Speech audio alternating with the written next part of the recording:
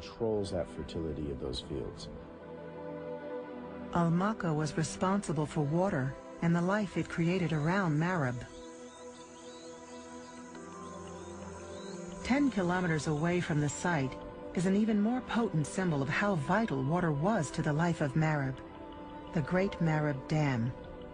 Described in Arabian folklore as a miracle of engineering, the Ma'rib Dam spanned 3,000 feet, twice the width of Colorado's Hoover Dam. It was built to contain twice yearly flash floods that struck the dam with a force of 2,000 tons of water and silt per second. Surging off the nearby mountains into a catchment area of 10,000 square kilometers, the dam was one of a series whose origins stretched back to 1500 BC. Royal inscriptions on these dams have helped establish the very first chronology of Sabaean rulers. What we see here is very important. It's a Sabaean inscription. It tells us about the construction of this reservoir, this part of the dam, and for the distributing of the water, the flood, to the south oasis. As yet, which of these rulers might have been the real Queen of Sheba remains unclear. But one thing is certain. Maintaining this all-important dam would have been one of the Sabaean queen's most fundamental obligations to her people. The dam harnessed the region's flash floods to create a fertile oasis of 24,000 acres. They built at Ma'rib an agricultural scheme that has really not been equal to our day.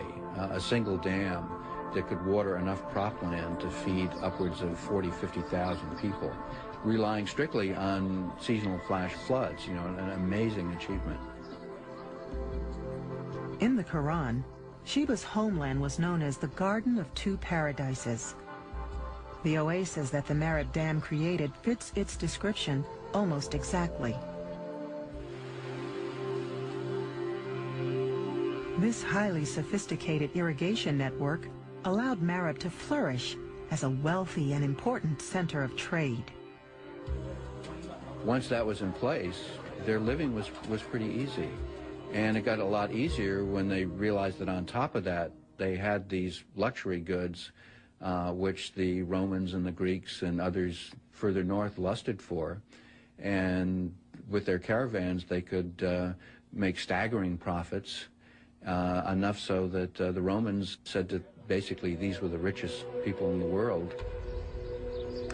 Like the wealthiest cultures of the modern world, Sheba's Ma'rib played host to skyscrapers, astonishing tower houses of mud brick and timber that stretched over 80 feet in the air. An echo of Ma'rib's distinctive high-rise buildings can still be found in Yemen's modern capital of Sana'a.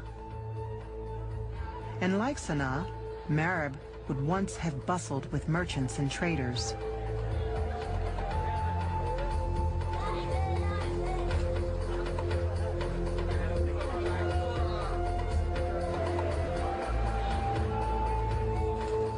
They traded in many goods: gold from Africa, lapis lazuli from Afghanistan, amber from Ethiopia. But the most important product of all was the Sabaean specialty, frankincense. The aroma of this precious incense was reputed to bring worshippers closer to their gods.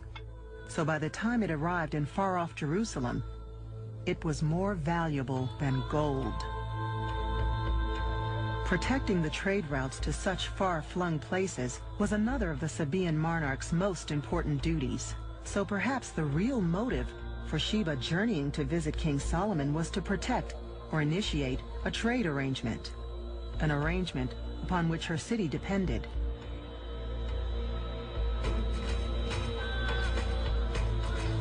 Today, Ma'rib lies empty, the consequence of civil war over a generation ago.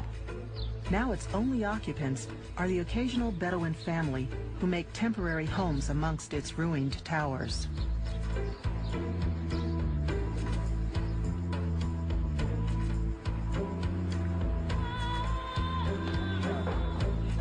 But at the nearby archaeological site, Brian's underground scan has detected a previously unknown feature linking the city to the temple. We're standing right on top of the western doorway right now that is perfectly in line with the ancient city of Bema'rb. It's hypothesized that there was some kind of processional way along here that would lead the people from the city to the temple itself.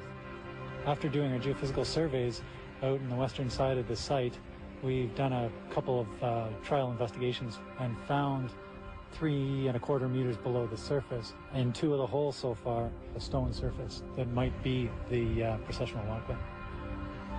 What might this processional way have meant for Sheba herself?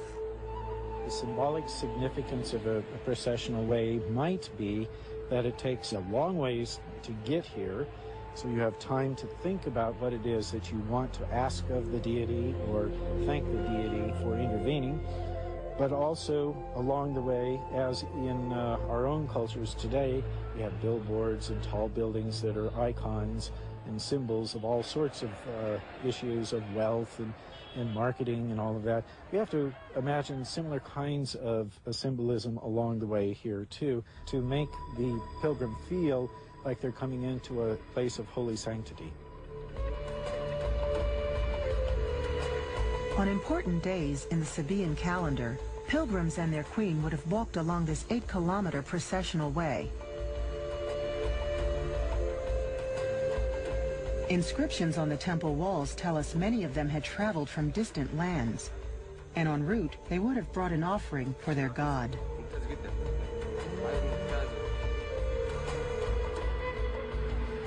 At the temple itself, Bill and his team believe they have the most complete picture yet of how the ancient people of Saba worshipped at their most holy shrine. We're standing here in front of the main entrance to the sanctuary known as the Mahram Bلقيس, the sacred precinct of Bلقيس, and Bلقيس, of course, is Arab folklore's name for the otherwise nameless Queen of Sheba. We're right now coming through the central part of the peristyle hall, which was a large open hall with pillars around the sides and behind me that once had a covered walkway or portico around it.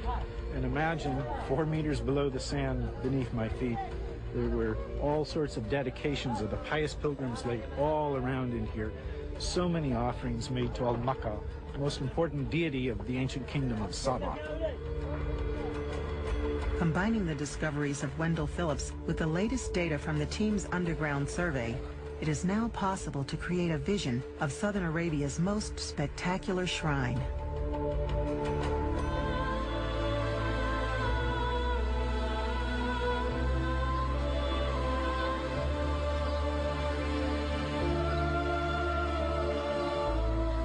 It was along the temple's processional way that 3,000 years ago, the Queen of Sheba might have walked the night before she embarked on her perilous journey to Jerusalem.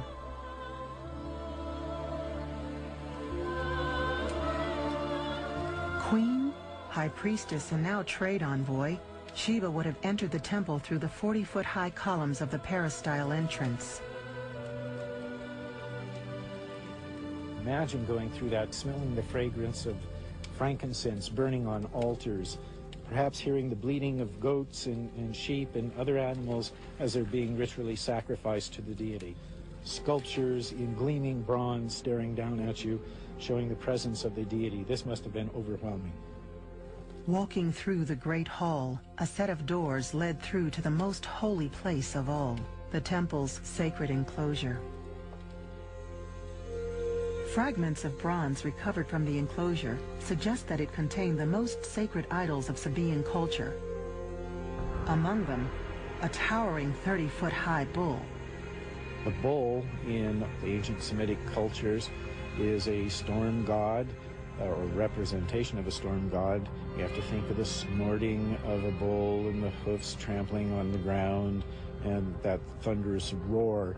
It emulates the sound of thunderclaps.